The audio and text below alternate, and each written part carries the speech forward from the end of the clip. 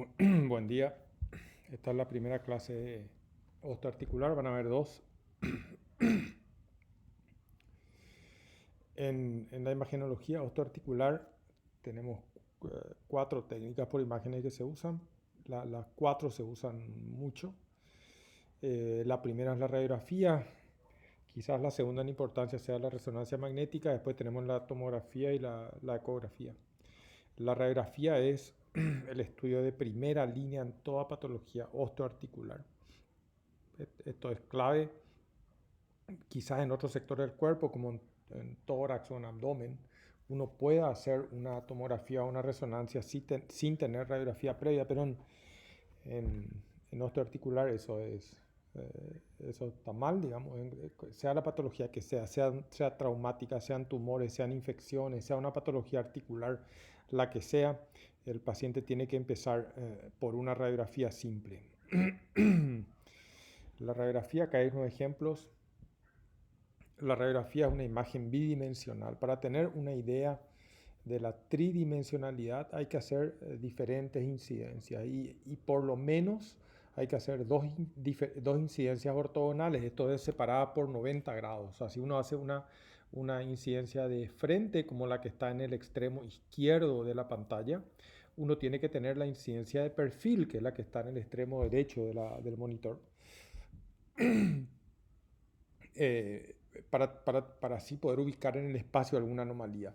Acá tenemos, aparte de la incidencia de frente y la incidencia de perfil, tenemos las dos oblicuas que están en el medio. Las dos oblicuas que están en el medio.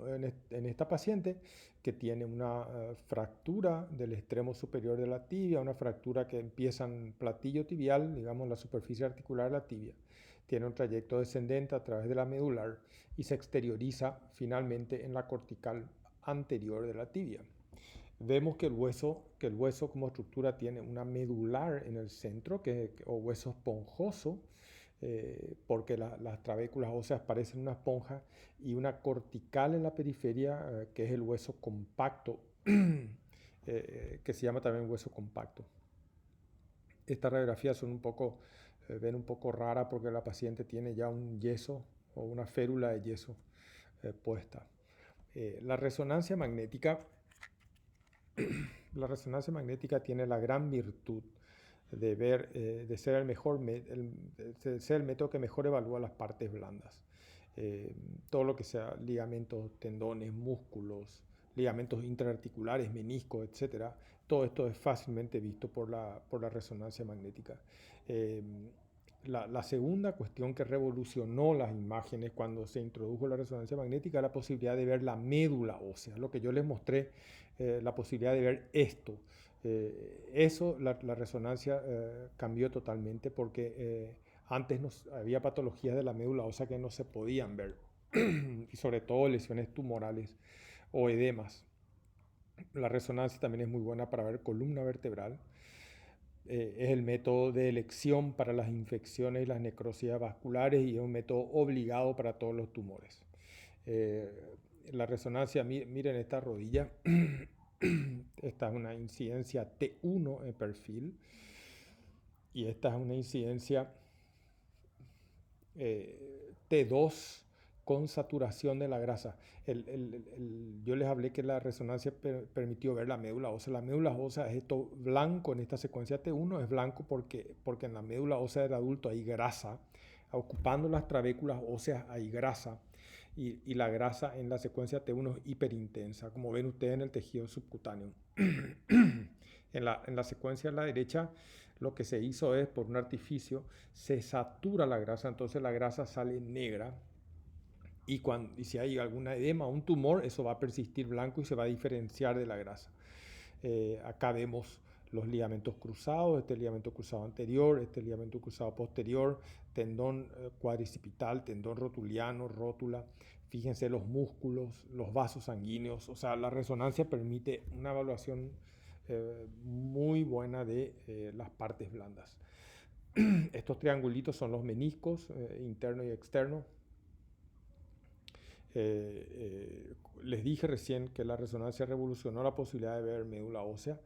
Si eventualmente en vez de grasa hay médula roja por reconversión, por alguna enfermedad, eso vamos a ver. Si esto es reemplazado por edema, por un golpe, vamos a ver, y no podemos ver en ningún otro método. En los reemplazos tumorales iniciales, las trabéculas óseas no están rotas, solamente hay un reemplazo del contenido de ellas y esto se puede ver solamente por resonancia magnética. La resonancia también revolucionó la evaluación de la columna. Fíjense que bien se ven. Esta es una secuencia T2 con saturación de la grasa. De nuevo, las vértebras que deberían ser blancas porque tienen grasa salen grises. Los discos salen blancos, excepto este disco que es anormal y que tiene una hernia. Ustedes ven un pedazo del disco está extruido hacia el canal vertebral. Este es un ejemplo de lo que les muestro de la patología medular. Las metástasis en general, o las metástasis óseas en general, lo que hacen es depositarse en la medular ósea, reemplazar la médula, y esto se ve solamente por resonancia. Esta es una lesión que probablemente no se va a ver por tomografía o por radiografía todavía. Estas son metástasis, acá hay una, acá hay otra. Estas son secuencias sin contraste. A la derecha una secuencia con contraste. Ven ustedes cómo las lesiones captan el contraste. Incluso hay una lesión en un tejido subcutáneo de la misma intensidad de señal que las que reemplazan la médula ósea en todas las secuencias. La tomografía tiene algunas indicaciones. La tomografía básicamente es útil para evaluar la cortical, el hueso compacto, y en ocasiones es muy importante ver cómo está la cortical, cómo está el hueso compacto, en particular en caso de tumores. Una característica de malignidad tumoral es la destrucción del hueso compacto, también en los traumatismos. La tomografía, por lo tanto, está indicada en algunos tumores y en las fracturas complejas, que van a ser mucho mejor evaluadas en tomografía. Fíjense este paciente que tiene en la pierna izquierda un tumor bastante extenso, ocupa los 2/3 superiores del hueso, pero no destruye la cortical. En ningún momento la cortical está interrumpida, y esto sugiere benignidad. De hecho, el tumor era benigno, un tumor que se llama displasia fibrosa. Y en los casos de tumor, un criterio muy importante de malignidad es la interrupción de la cortical, que en este caso no se da. La tomografía también es útil para ver fracturas mínimas, muy sutiles o complejas. En este caso tenemos una fractura de la apófisis odontoides de C2. Esta es la apófisis odontoides. Ustedes ven un trazo de fractura que afecta solamente una de las corticales, de la cortical derecha en este caso.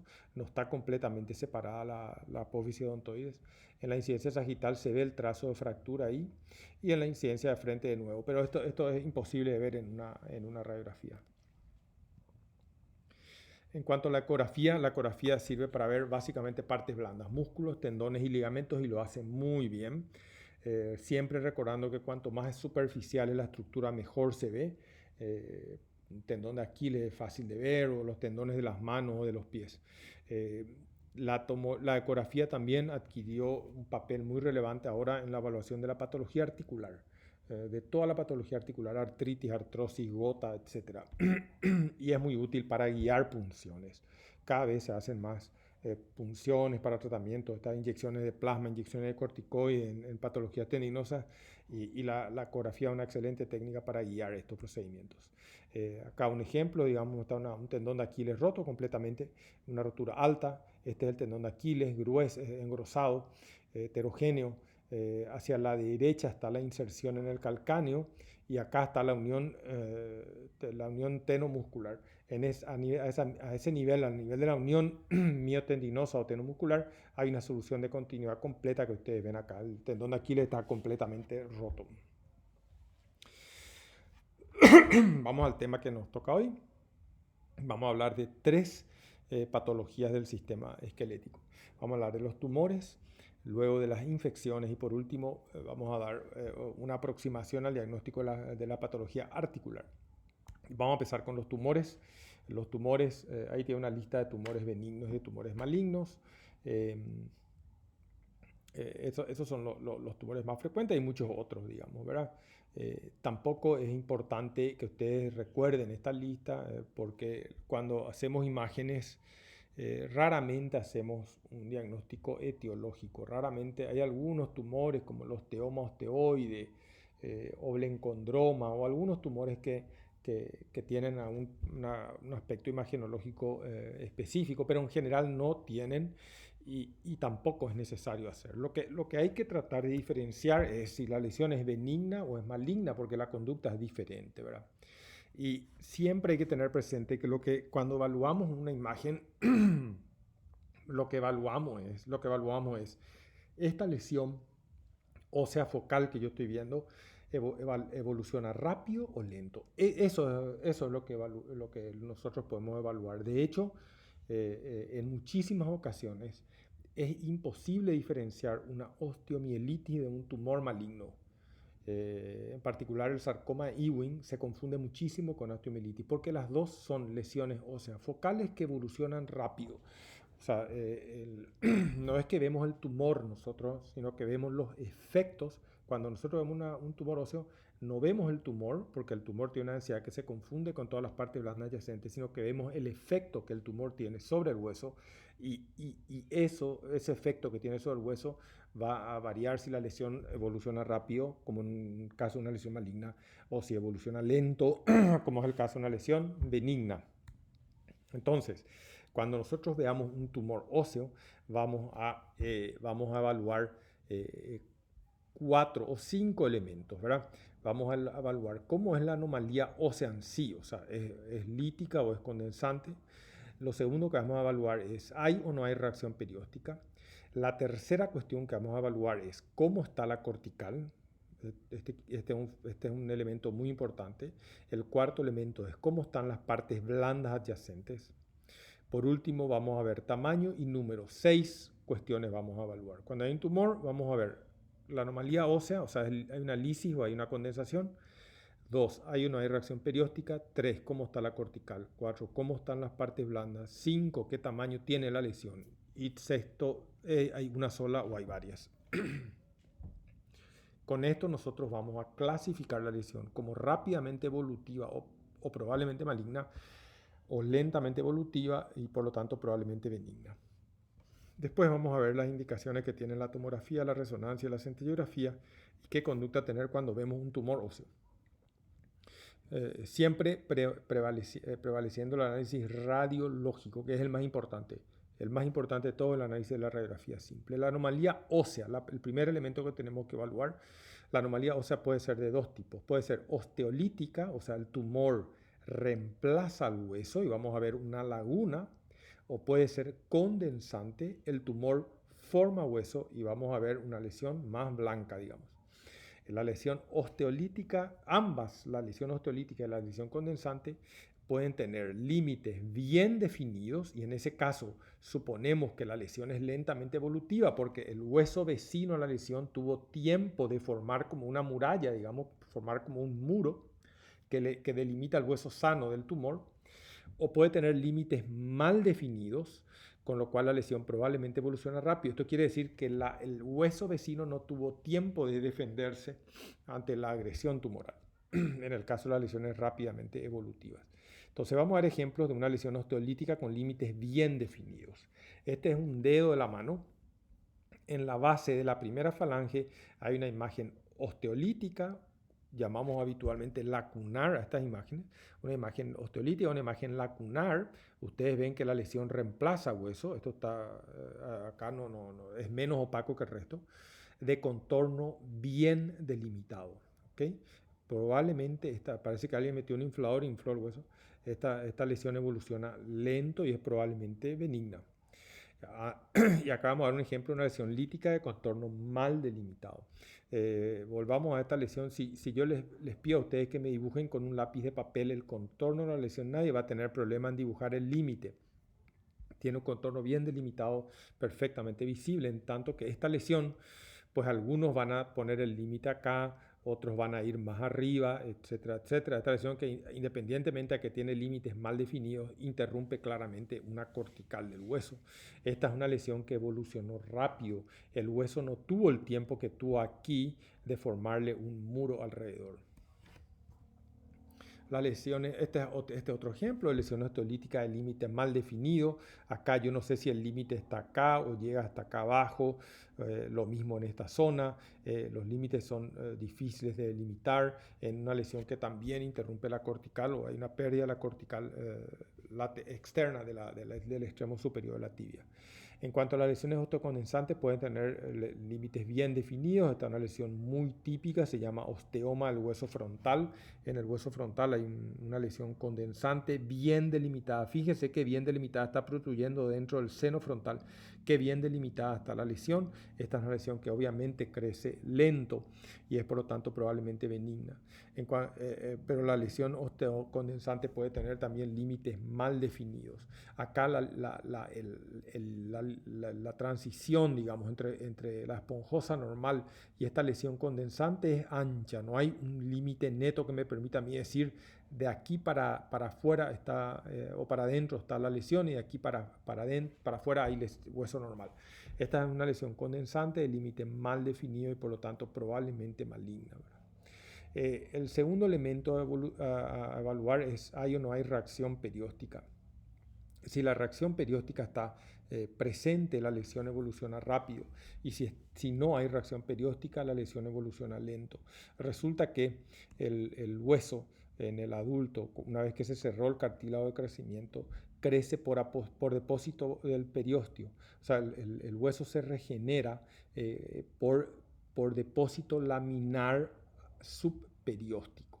O sea, como bulbos de cebolla, el hueso se va formando por debajo del periósteo. Cuando una lesión crece rápido, el hueso trata de generar hueso para recomponer la herida, digamos, y deposita hueso en el subperiósteo. Y eso se llama reacción perióstica o aposición perióstica. Ustedes van a ver en este fémur van a ver por fuera de la cortical, si se fijan bien en esta zona, por fuera de la cortical van a ver una laminilla de hueso paralela a la cortical. Van a ver tanto en esta cortical como en la otra. Fíjense acá abajo, acá por fuera de la cortical se termina acá y por fuera hay una lámina de hueso muy fino, muy sutil, que es un hueso recién puesto ahí. Esto se llama posición perióstica e indica que la lesión que está ahí evoluciona rápido. Esto no era un tumor, esto era una infección, pero da lo mismo, la lesión evoluciona rápido. Fíjense la reacción perióstica aquí. Aquí hay una reacción perióstica por dentro de lo que yo estoy marcando, como una pestaña que se abre hacia atrás. Acá hay un poco de reacción perióstica también. Esto indica que la lesión que está acá está evolucionando rápido. Acá hay una clarita reacción perióstica en la cortical medial de este fémur, ¿verdad? Si no hay reacción perióstica, la lesión es lentamente evolutiva. Acá no hay reacción perióstica, para nada no hay ese depósito laminar de hueso por fuera de la cortical. Después vamos a ver la afectación de la cortical y de las partes blandas. La cortical, si la cortical está interrumpida, la lesión es rápidamente evolutiva. El hueso normal no tuvo tiempo de depositar más hueso para cubrir esa brecha. Si la cortical está intacta, engrosada o insuflada, adelgazada pero no interrumpida, la lesión es lentamente evolutiva. En cuanto a las partes blandas, si nosotros vemos una opacidad de partes blandas alrededor de la lesión ósea, esa es una lesión rápidamente evolutiva. Vamos a ver ejemplos de interrupción de la cortical. Este es un paciente que tiene una tumoración, claramente una lesión osteolítica de límites mal definidos, con amplia interrupción de la cortical medial y reacción perióstica aquí arriba. Esta es una lesión rápidamente evolutiva. Si la cortical, al contrario, este paciente tiene una cortical gruesa, este paciente tenía una lesión que se llama osteoma osteoide, que no se ve un tumor benigno, pero la manifestación es que la cortical se engrosó. Y si la cortical se engrosó, es que esto llevó mucho tiempo, se fue depositando hueso hasta engrosar la cortical. Fíjense este paciente tiene, acá está una costilla normal, arriba, abajo hay una costilla normal por debajo y entre ambas costillas hay una que es claramente patológica. Pero si ustedes es claramente patológica, pero si ustedes se fijan bien, van a poder seguir la cortical. Esta cortical superior, les voy a mostrar, es así, viene acá, después se insufla un poco por acá, viene acá y luego se insufla otro poco por acá. Y con la cortical inferior pasa lo mismo, ustedes van a poder seguir la cortical a todo lo largo. La cortical está por lo tanto insuflada pero no interrumpida, con lo cual la lesión es muy probablemente benigna. En cuanto a la afectación de partes blandas, si hay afectación de partes blandas, la lesión es rápidamente evolutiva. Esto que ustedes ven acá es una opacidad de partes blandas adyacentes al hueso. Esto es o tumor o inflamación, pero indica que la lesión es rápidamente evolutiva. En cuanto al tamaño y número, tamaño, recordar 6 centímetros. Si la lesión tiene más de 6 centímetros es casi siempre maligna. Si tiene menos no significa nada, pero si tiene más de 6 centímetros casi siempre maligna. Y si las lesiones son múltiples, pues hay que sospechar la posibilidad de metástasis o de mieloma múltiple. Hay dos opciones ante lesiones osteolíticas múltiples. Entonces, con todo esto que vimos, nosotros vamos a clasificar la lesión. Vamos a decir, esta lesión es rápidamente evolutiva y por lo tanto probablemente maligna, o es lentamente evolutiva y por lo tanto probablemente benigna. ¿Cuáles son las lesiones rápidamente evolutivas? Son las lesiones, las osteolisis o las osteocondensantes que tienen un contorno mal delimitado. Las que tienen reacción perióstica, las que tienen cortical interrumpida, las que tienen tumefacción de partes blandas adyacentes, las que miden más de 6 centímetros y las cuando son múltiples. El diagnóstico diferencial de una lesión ósea maligna es la osteomielitis aguda. Esta es una lesión osteolítica de contorno mal delimitado, con reacción perióstica, con interrupción de la cortical. Cuando hablamos de que la lesión es lentamente evolutiva, cuando es una lisis o una condensación de límites bien definidos, cuando la cortical está intacta, insuflada o engrosada, cuando no hay afectación de parte blanda, cuando no hay reacción perióstica.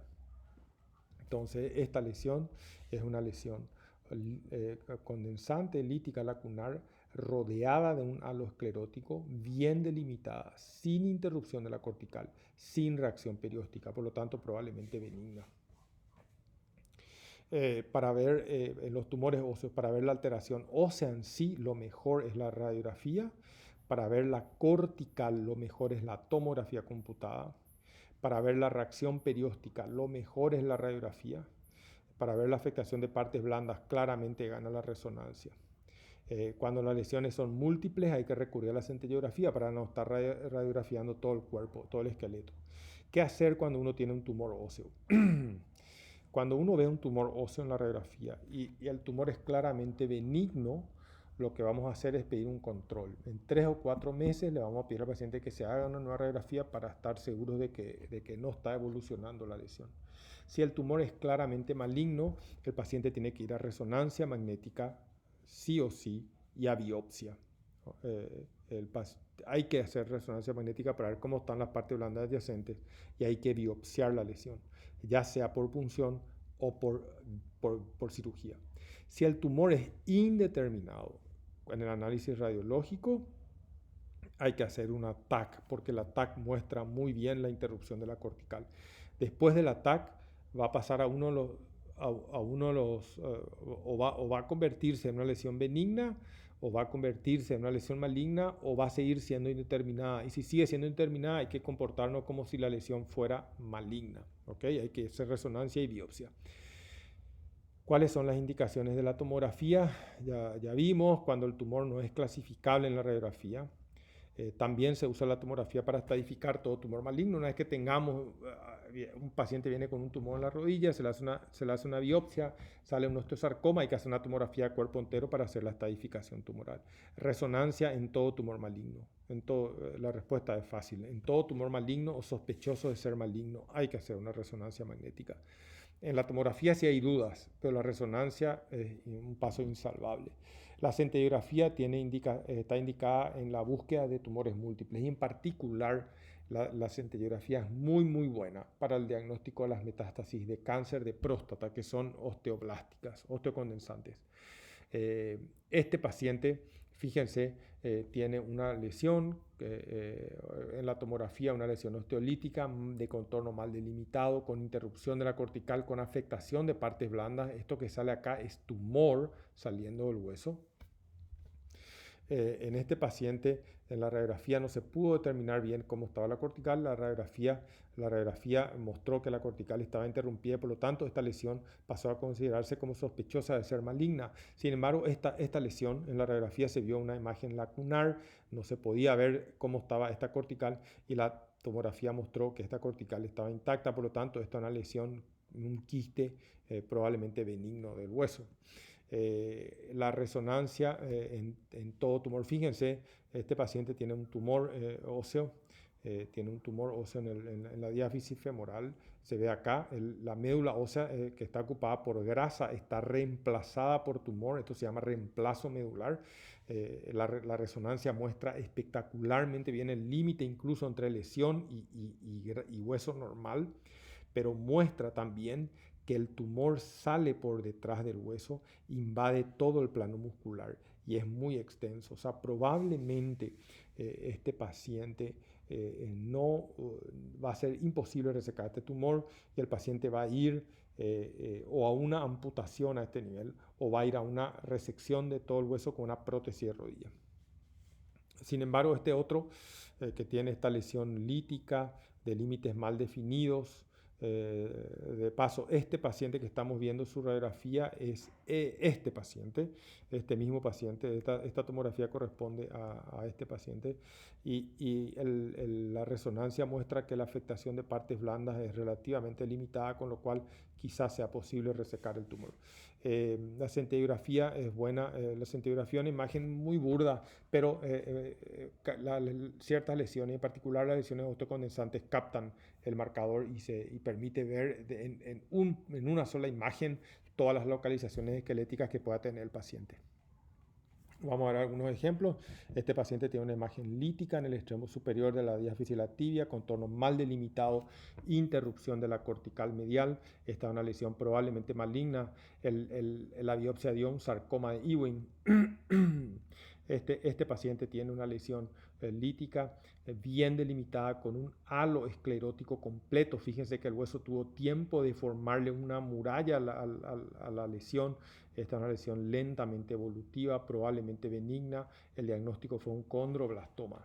Este paciente tiene, este es el extremo distal del radio, este es el cúbito. En el extremo distal del radio tiene una imagen osteolítica de contorno mal delimitado. La cortical no parece interrumpida, excepto acá. Esta es una lesión borderline desde el punto de vista imagenológico, que no podemos determinar. Se hizo resonancia, pero que siguió siendo borderline. Y la lesión resultó ser un tumor de células gigantes. El tumor de células gigantes es un tumor límite entre benigno y maligno. El tumor no da metástasis, salvo casos excepcionales, pero es agresivo localmente. O sea, tiene también una conducta mixta. Tanto el tumor de células gigantes como un pariente, un primo hermano, entre comillas, que es el quiste óseo aneurismático. Son muy parecidos en la imagen.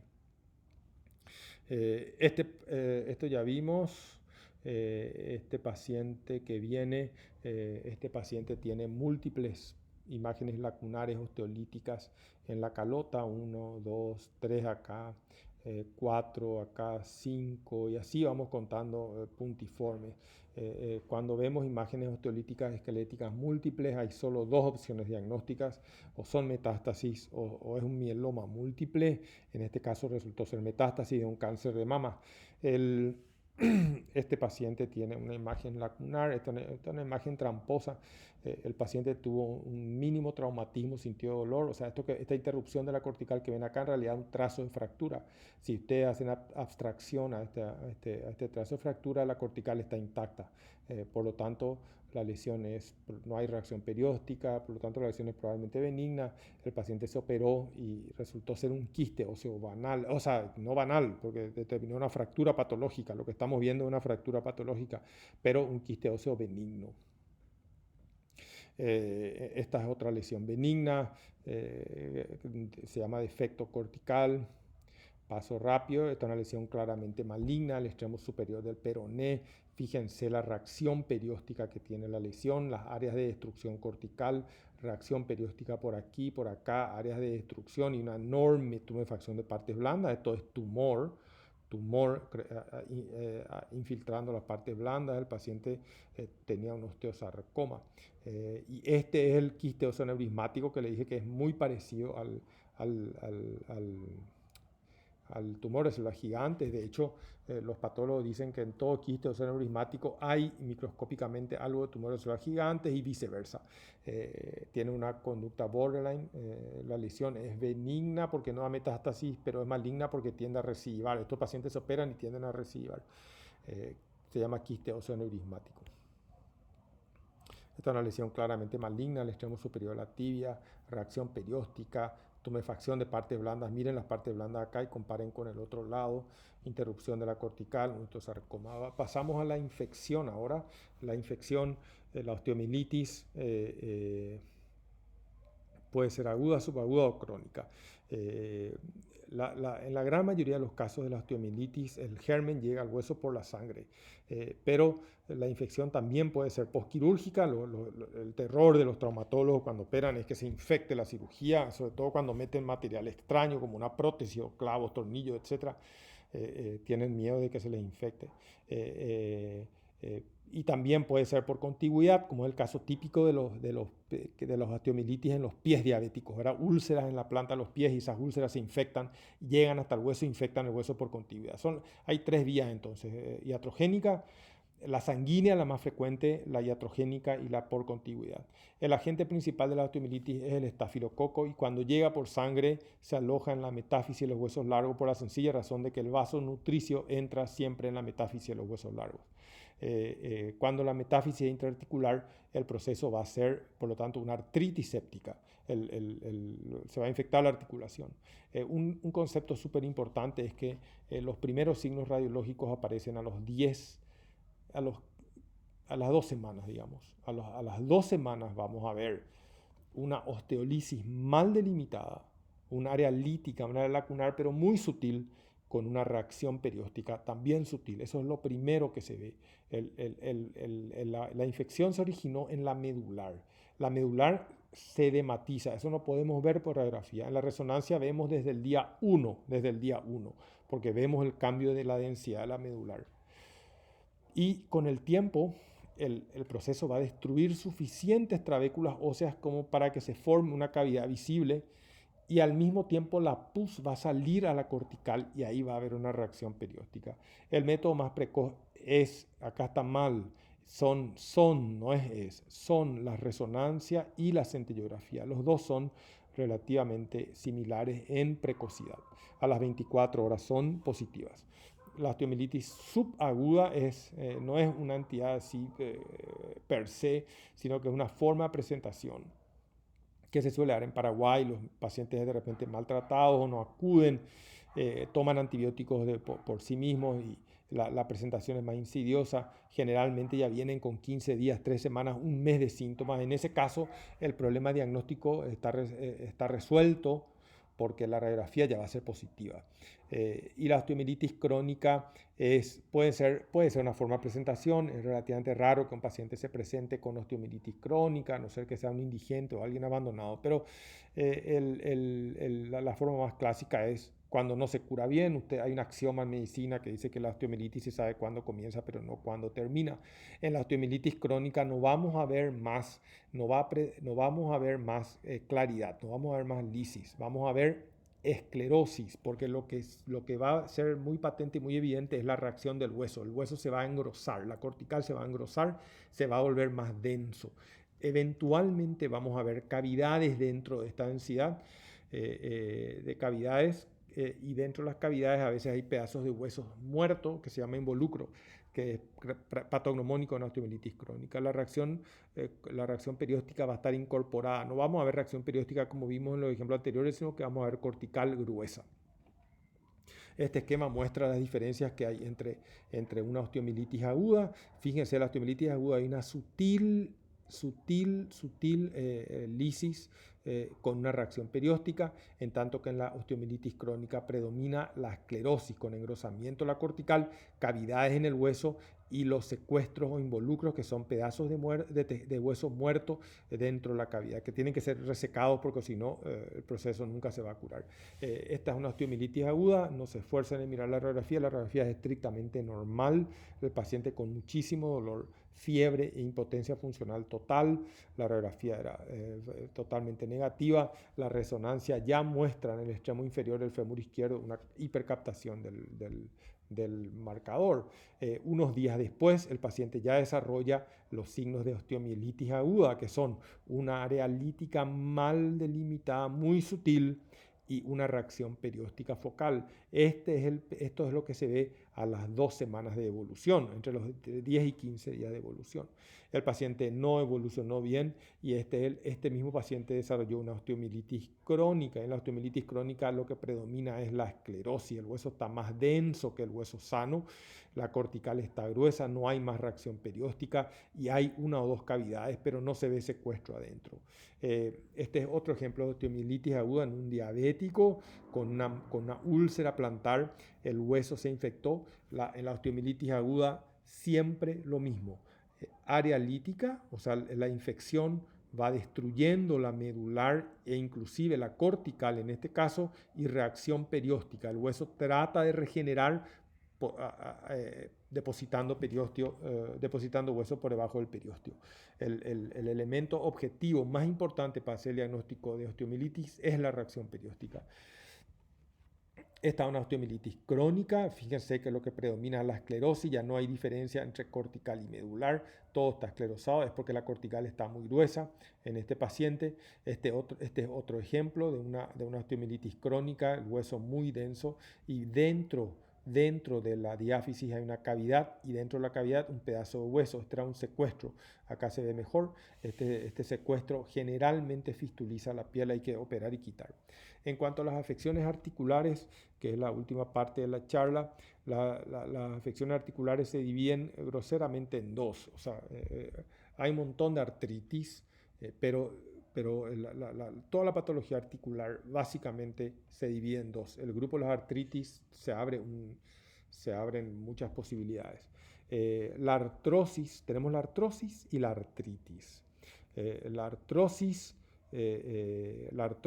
es la enfermedad degenerativa del cartílago.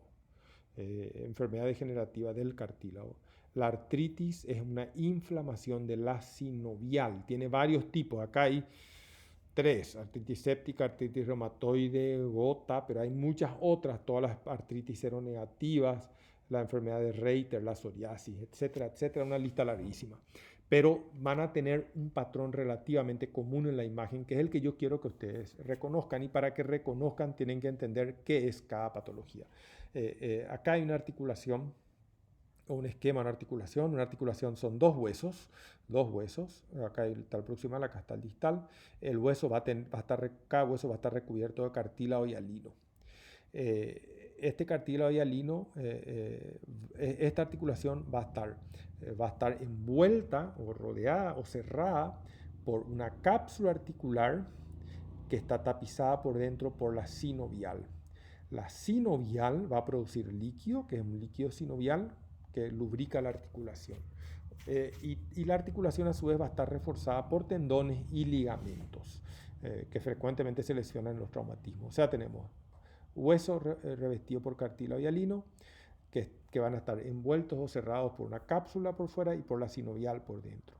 Bueno, esto es lo que se ve en este esquema de resonancia magnética. Acá está el fémur, acá está la tibia, ambos recubiertos por esto que es más hiperintenso, que es el cartílago hialino. En el medio, en este caso particular, la rodilla, meniscos. Y todo esto envuelto por la cápsula articular que está acá, la cápsula articular y la sinovial que no se ve habitualmente. En la radiografía, obviamente, no vemos nada de las partes blandas, vemos solamente hueso. Vemos el fémur, la tibia y un espacio radiolúcido entre ambos, que no es vacío, el espacio radiolúcido está ocupado por cartílago, el cartílago es radiolúcido. ¿Cuál es la diferencia entre artritis y artrosis? ¿Qué pasa en la artrosis? En la artrosis se desgasta el cartílago articular, es degenerativo. una persona que tiene una deformidad, por ejemplo, un genu-varo o un genu-valgo, va a sobrecargar más una mitad de la articulación de la rodilla y va a ir a artrosis por degeneración del cartílago, por sobreuso del cartílago. Una persona obesa tiende a hacer artrosis de rodilla por sobrecarga de la articulación. Los jugadores de fútbol tienden a hacer artrosis de rodilla por traumatismo repetitivo. La enfermedad es degenerativa y afecta al cartílago. Y una cuestión muy importante, el espacio radiolúcido que vemos acá está ocupado por cartílago. En la artrosis, cuando este espacio disminuye es porque el cartílago se adelgazó. En la artrosis, este adelgazamiento va a ser focal porque la patología es degenerativa, o sea, la patología no afecta todo el cartílago en su conjunto, sino la zona de apoyo o la zona de traumatismo. La artritis, sin embargo, es una patología de la sinovial. Acá en amarillo, esto pretende ser la sinovial. La sinovial se inflama. Ese es el fenómeno inicial. En la artritis reumatoide es autoinmune, hay anticuerpos antisinovial y esto genera una enorme inflamación de la sinovial. En la artritis séptica hay una infección que genera una inflamación de la sinovial. La sinovial produce, tira a su líquido enzimas proteolíticas que digieren el cartílago hialino. Ahora, en la artritis, la digestión del cartílago hialino va a ser global porque en el líquido están estas sustancias. O sea, todo el cartílago se va a digerir. Por lo tanto, el pinzamiento va a ser global. En la artrosis el pinzamiento va a ser focal, esto es clave. En la artritis el pinzamiento va a ser global. Entonces, este paciente tiene, vamos a mirar la cadera izquierda, tiene un pinzamiento, a ver si hay un ejemplo normal. Acá hay un ejemplo normal. Esto es normal, esta es una cara normal, fémur, acetábulo y en el medio un espacio claro que es cartílago. ¿Qué pasa en este paciente? Ese espacio claro se redujo, pero no se redujo globalmente porque aquí en la porción externa hay un espacio mayor que en la porción interna. Por lo tanto, esto es sospechoso de artritis. Lo mismo en este caso, hay zonas donde el espacio es mayor. Sin embargo, en este paciente, toda la interlínea se perdió. Por lo tanto, esto es mucho más sospechoso de ser una artritis y no una artrosis. Este paciente tiene claramente una artrosis, el paciente tiene un genu-varo y tiene un pinzamiento. Pinzamiento significa desaparición del cartílago en el compartimiento interno de ambas rodillas, pero el compartimiento externo de ambas rodillas está normal. Quiere decir que el proceso es degenerativo y no inflamatorio. En este paciente que perdió todo el cartílago y tiene hueso apoyando sobre hueso. Lo mismo en este otro paciente. Esto es a la derecha normal, a la izquierda normal y a la derecha patológico. Este paciente tiene una artropatía del codo y en esa artropatía todas las dos interlíneas, la radiocubital y la radiohumeral, perdón, y la cúbito-humeral están pinzadas, están desaparecidas, por lo tanto una artritis. Tienen una imagen normal y una patológica. Lo mismo, este paciente tiene un pinzamiento global del tobillo, una artritis de tobillo. Esta es una artritis de reumatoide de muñeca. Fíjense, comparen esta interlínea con esta, pero todas las interlíneas prácticamente no se distinguen los huesos del carpo entre sí, como en este paciente normal. Las metacarpofalángicas están todas pinzadas. Esta es típicamente una artritis reumatoide que suele terminar con subluxación de huesos.